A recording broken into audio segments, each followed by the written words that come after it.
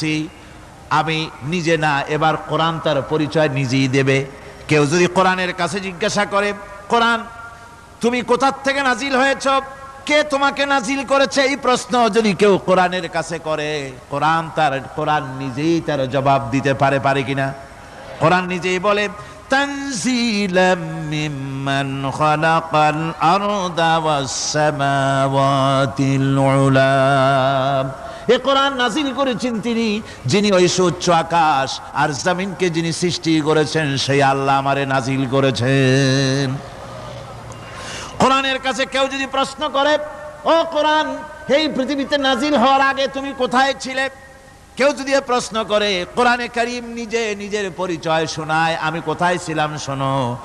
বাল হুয়া কুরআনুম মাজিদুন ফি লাউহিম মাহফুজ।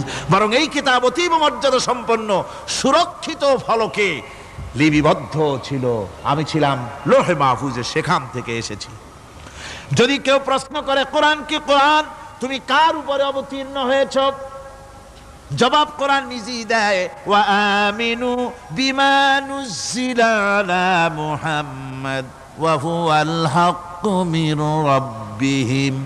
ঈমান আনো সেই জিনিসের উপরে যেটা মুহাম্মদ সাল্লাল্লাহু আলাইহি ওয়াসাল্লামের উপর অবতীর্ণ হয়েছে।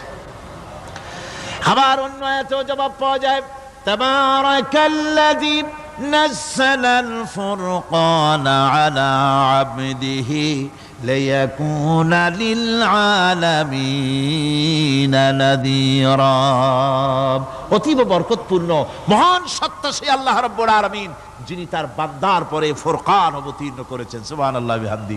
কোরআনের নাম আমি বলেছিলাম শুধু কোরআন নয়, অনেক নাম আছে। কোরআনের আরেক নাম ফুরকান। কোরআনের আরেক নাম কি?